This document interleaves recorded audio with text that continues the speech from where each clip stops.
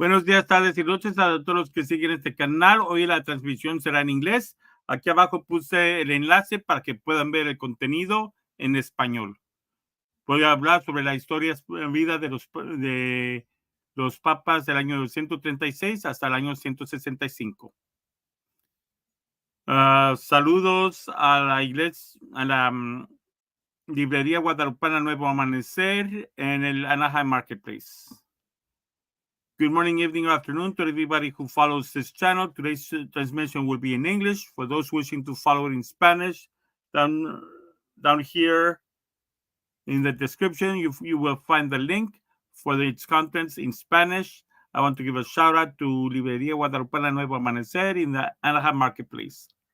Now, today we're going to continue with our travel through time, looking at the biographies of the Pope. Today we're going to look at three popes in particular: Saint Higinius, Saint Pius I, and Saint Anicetus. These were popes for the year 136 through 165, and yes, they were martyrs. Let's begin with Saint Higinius, who ruled the church from 135 to 140. This pope became or was elected to this position after the death of Telesphorus. He was a Greek.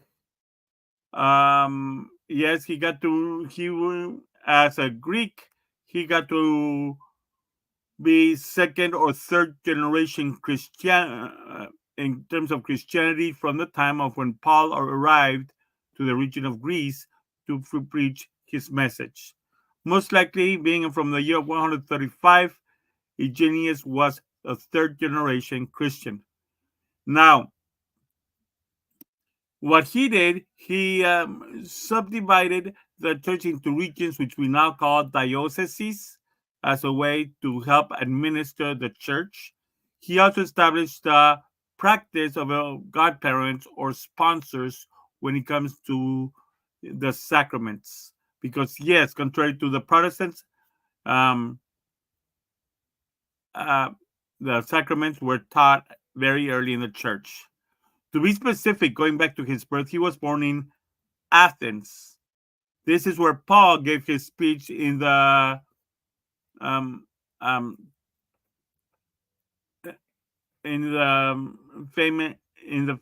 famous hill, which name escapes me at the moment.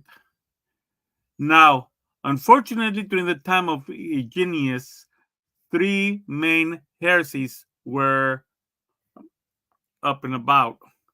These heresies, you will see, were contrary to the actual teachings of the church in terms of the nature of Christ. Mainly, by this time, the heresy of the Gnostics had split up. Just like Christianity broke into Protestantism, Orthodox, Catholics, what have you. Just like the Judaism had broken up into Pharisees, Sadducees, and what have you. So too, the Gnostic Church had broken up. Among its many branches, you have both Valentinians and Sardon. I'm not going to go into the specifics of their heresies. They're both different versions of the same Gnostic heresy, which I spoke about yesterday, denying the humanity of Christ. Both of these heresies shared in common denying the incarnation, denying the death, and denying the resurrection. For them, Jesus Christ was nothing but a spirit that pretended to be a man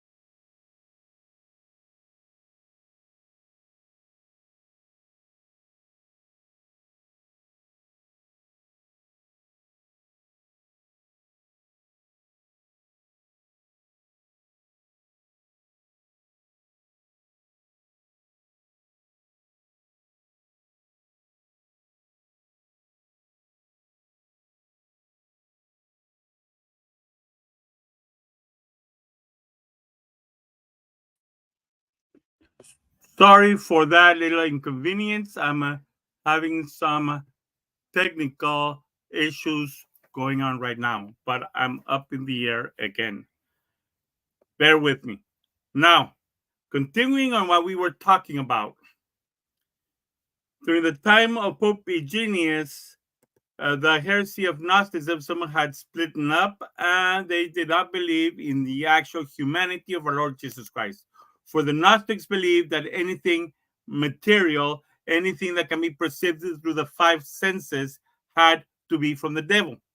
Hence, incarnation, according to the Gnostics, had to be demonic.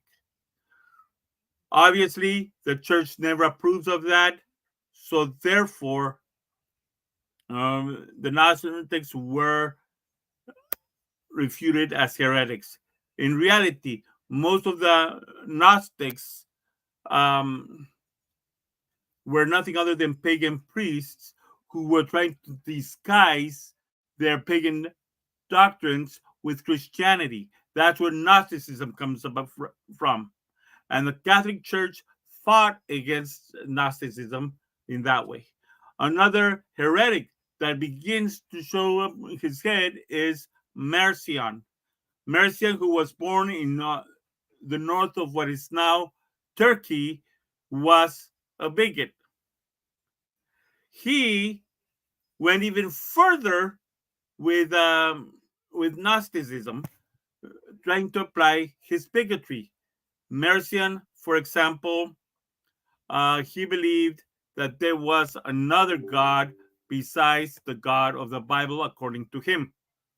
Reason being that the God of the Bible in the Old Testament, with all the wars and all this, Marcion would teach the heresy that the God of the Old Testament and the God of the New Testament were different gods, that the God of the Old Testament was called Yaldabaoth, who was an evil god, technically superior to Yahweh, the God of the New Testament, and Yahweh supposedly was a creation of Yaldabaoth, who rebelled against Yaldabaoth.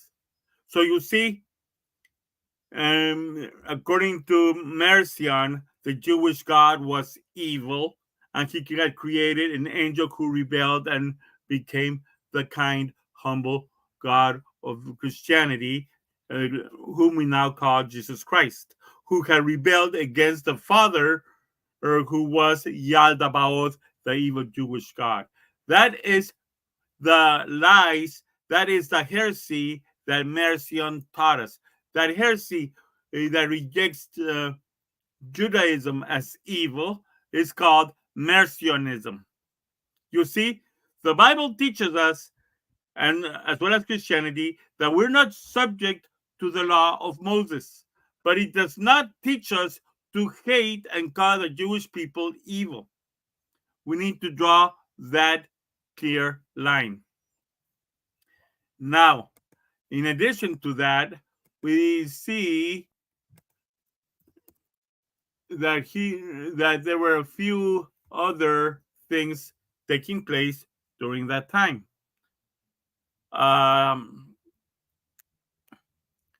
Let's see.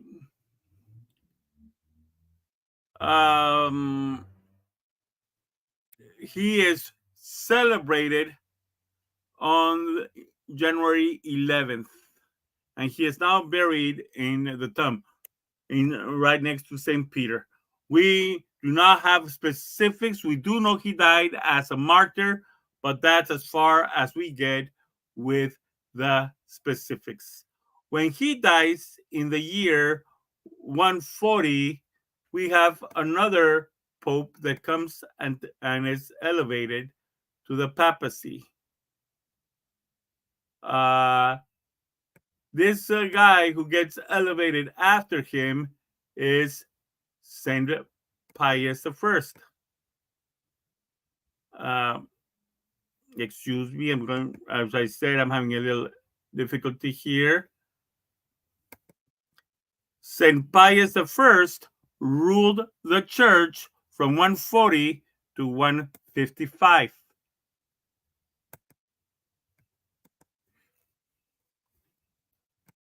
Excuse me.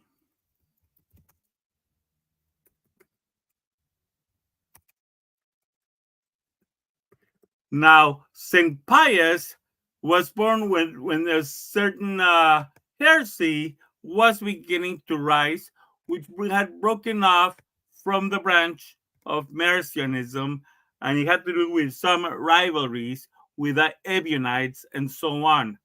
Now, before we go on to this, St. Pius I was born in Italy, in the region now known as Aquileia, sometime in the first century.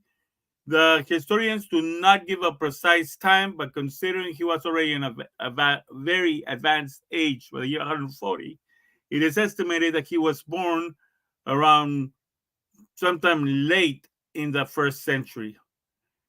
Now, uh, just like his predecessor Higinius, his main conflicts were with Valentinianism and Marcionism, which were different branches of Gnosticism, as well as Marcionism and its ugly anti Semitic head. But also, a new controversy was rising up, which is not necessarily a heresy, although a lot of people do treat it as a heresy, but it is not. It was just a mere controversy that threatened to divide the church. You see, heresy is a teaching that goes opposite to what has been taught from the faith from the beginning. It is usually a different teachings from what was taught by the apostles. It is usually something that differs greatly in matters of faith or morals. However, this new controversy was more related towards the way you read a calendar and the different calendars that were existing. You see, in the East, in the Jewish and Greek cultures, uh, the calendars tended to be lunar calendars, calendars based on the moon. So up until now, all the popes had been primarily from Eastern descent, either Greek or Jewish origins. At this point, now we had a pope who only knew the Western calendar. The Western calendar, which we now call the Gregorian calendar, back then it was the Julian calendar, was based on the sun, not based on the moon. So it was a very significant difference in terms of trying to coordinate the important feasts, such as what we now call Easter or Resurrection Sunday. The Eastern cultures, those of Greek and Jewish origin, tended to celebrate on the 15th of Nisan, just like the Jewish calendar does. After all, the Bible does say that Jesus was crucified on the 15th of Nisan. On the Passover, which falls always to the 15th of Nisan. But the month of Nisan is based on a lunar calendar, which was not followed by the Western Christians, such as in Rome. They were only used to a solar calendar. So this led to the controversy of when to celebrate Easter or Resurrection Sunday. In the East, a group of people called the Quartodecimians from quarto decim, which is the Latin for 14, as for 14th of Nisan, they insisted that Easter or Resurrection was to be celebrated as per the Jewish calendar. Mind you, they were not Judaizing because of that. It was not Judaization, but because of because they expected to follow a lunar calendar, those in the West, such as Pope Pius I, felt that it was indeed Judaization. So a great controversy rose, which governed a great part of the second, third, and part of the fourth centuries as to when was the right time to celebrate resurrection. Was it on the 14th of Nisan, Passover as in the East, or was it a Friday after the equinox as per the West? Now, this, if you look at the history of the popes, you notice that this controversy of called Quartodecimism was strongest when the Pope was of Western origin. But when the Pope was from Eastern origin, this controversy was not very significant at all. Well, we will continue seeing more information about this as we go on, because as you will see, the next Pope that we have to talk about, Saint Anicetus, who ruled the church from 155 to 165. He had a very important kind of synod, but not really a synod because it was only two people that actually met. And that was with Saint Anicetus. First, let me talk to you about Saint Anicetus, and we will continue from there. Pope Anicetus was born sometime also within the ending of the first century. Pope Anicetus, as a matter of fact, was of Syrian ancestry. He was born in Syria, another person who had some relevance and some understanding of the Eastern calendar. He was a person who was familiar with both Greek and Jewish calendar, both of them Eastern. And as somebody who was living in Rome, he was also familiar with the Western calendar. While in Rome, he would be following the Western calendar, but he understood very well the people from the East who decided to follow Quartodecimians. So during this time, the controversy of when to celebrate Easter or the resurrection was still very strong. But in Anicetus, who was a Syrian, understood the Eastern calendar well, this did not affect him much. It was so much to the point that while this whole controversy, this whole argument was taking place, Polycarp, the famous Saint Polycarp of Smyrna, makes a pilgrimage to Rome to meet with Pope Anicetus in the year 155. Notice this. Under Pope Pius I, who was strictly Roman and did not understand anything about the Eastern lunar calendar, nothing of this was able to be discussed. But as soon as Polycarp of Smyrna finds out that a Syrian is elevated to the Pope of Peter, Anicetus goes over to Rome to meet as to how to resolve the differences between East and West in terms of the celebration of the resurrection of our Lord. This meeting takes place in the year 155. Of course, keep in mind that yes, this is the same Polycarp that was known years prior. Saint Polycarp, by this time, had been a bishop of Smyrna for 80 years, which tells us that Polycarp had risen to become bishop of Smyrna about the year 75 AD. He had been a bishop quite a long time. We're talking here about the year 155. So yeah, this Polycarp was or had acquired his awareness from the teachings of the church directly from St. John the Apostle. St. John the Apostle had established certain communities throughout Western Asia Minor, or throughout the western coast of what we now call the country of Turkey.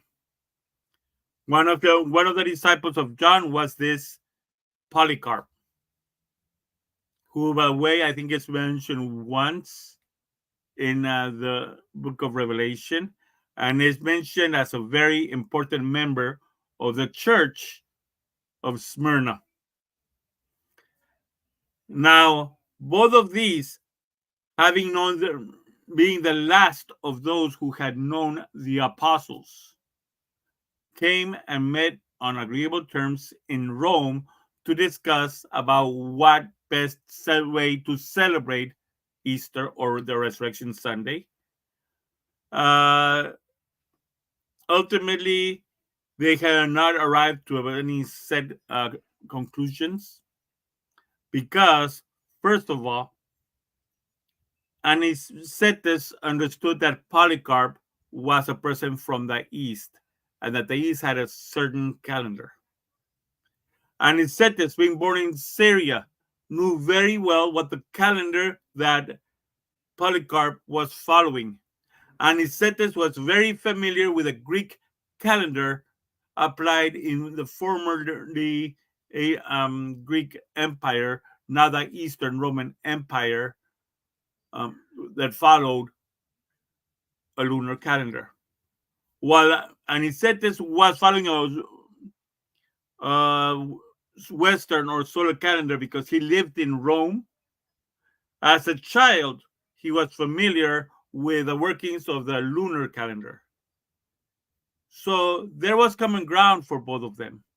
And as a result, they decided that the day of celebrating the Quarter-Deciman controversy, when to celebrate Easter, Good Friday, and the Paschal Triduum, the days of the Passion, Death, and Resurrection of our Lord, would be based better left to the local things, because the doctrine, the teaching, they both believed in the actual Christ, who was actually God made man, who actually was crucified and actually rose on the third day. And because of this, they both agreed to disagree in terms of whether it was best to celebrate it according to the Eastern calendar or the Western calendar.